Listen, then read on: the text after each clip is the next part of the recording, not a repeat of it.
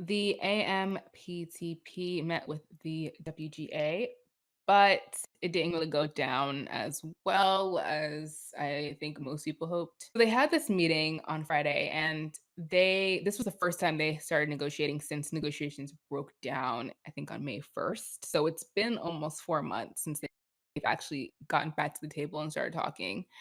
The response from the Writers Guild was like, yeah, they're out of touch. They don't want to negotiate about certain things like having a certain amount of staff in your writing in the writers room, and also having a certain amount of weeks that writers can be employed. Those still seem to be the sticking points. And also there's this feeling that even if a deal was reached with the Writers Guild, because the Actors Guild is still on strike, they would still want to be in solidarity with them and the other unions that are striking. And so they wouldn't, like, production wouldn't kind of go forward.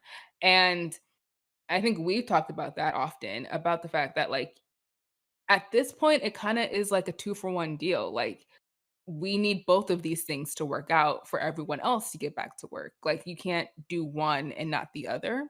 I guess that's the producer's next step, is like making sure that they figure out a deal for both of these unions so that things can go forward. Because, yeah, we had Barbenheimer and Mission Impossible and like a great July. However, there isn't going to be any more new products coming out. And like we've mentioned last week or the week before, studios are moving the dates. So there's nothing coming out.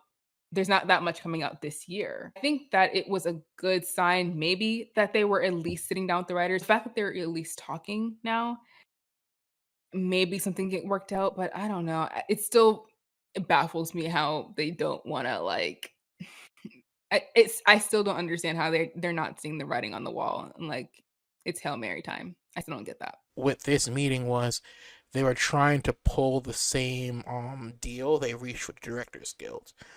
Basically what they did with directors is like throw them a lot of money on it with none of the long term projections that the directors want as far as AI and stuff like that. And it goes back to what you said. Like, it's not like the best option would have been them for beat with both the writers and SAG, because now Mhm. you get the writers, and if the writers said yes, then it becomes of, oh, now the writers are with us. What about these overpaid actors? Now it becomes flips. So it was not a good faith meeting at all. The AI being a big sticking point, it came home to like roost, like we see it now, like Zoom, change your terms and conditions. So like your Zoom meeting that you're recording, which is funny because a lot of these auditions now are done being via Zoom.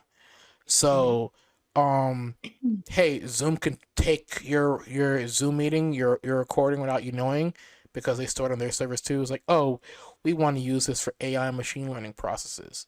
So now, as the cynic I am, you're probably thinking, oh, did the AMTP also ease Zoom into this with a bit of back money, knowing that these audition tapes are done on Zoom? And a big thing these industries wanted was for day actors, your background people, to come in, get scanned, say what they say, and then get paid for one day and then use their image in perpetuity.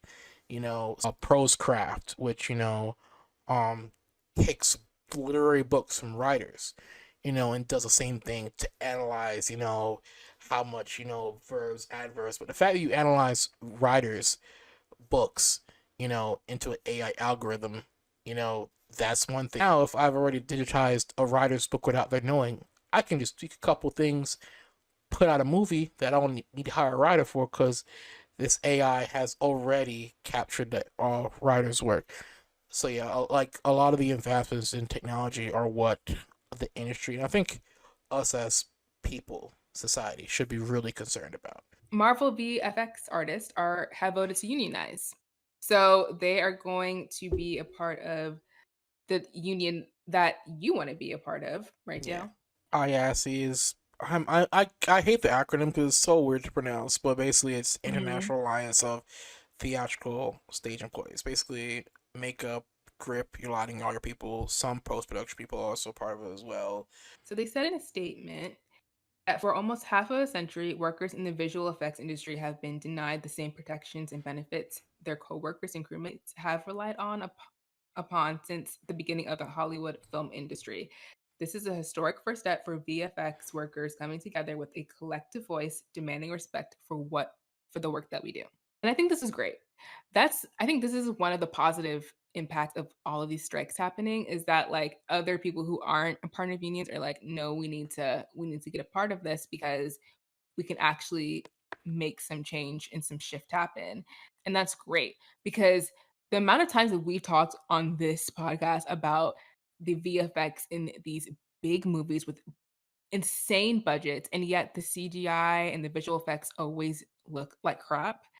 And people make fun of that, but it's like these people are working so hard, working extra hours, like working with insane deadlines and insane expectations, still trying to churn out decent work. I'm very happy that this is happening. I think this is such a good step. Especially considering it's predominantly a lot of the crews at Marvel. We'll see if other crews at other studios will join. Most likely they are. I think Marvel crews doing this are probably one of the biggest motivators, because they're the ones who, with the VFX, have been having the biggest issue of their crews being overworked. Where, like, we saw since like Black Panther, like stuff wasn't done and they'd have to sit there and do VFX shit. Endgame, oh yeah, they didn't know the art crew, the art people, like they were still figuring out what the time travel suits were supposed to be.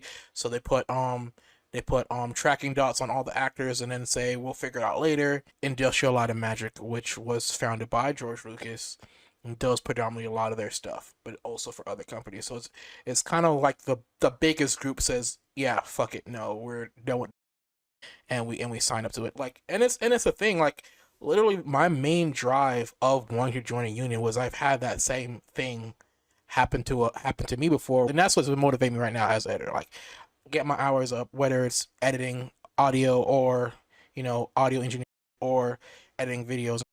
Like, get my stuff in, get the credentials I need on projects. I'm joining a union as soon as possible. That's the strength of these unions, workers' rights. Like, had I been in a union or but was aware of the union back then, I probably would have lied and said I'm a union member, and they would have like not have abused me at back then. And that's honestly a lot of times what happens to a lot of people our age or younger entering this industry. They're not aware of their protections, and so I'm happy, like, writers, actors, these VFX teams, and potentially the animators trying to form their own unions again, get those protections.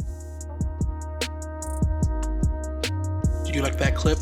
Well, you can listen to the entire podcast, because the 16mm Film Crew podcast is available on all major podcast platforms.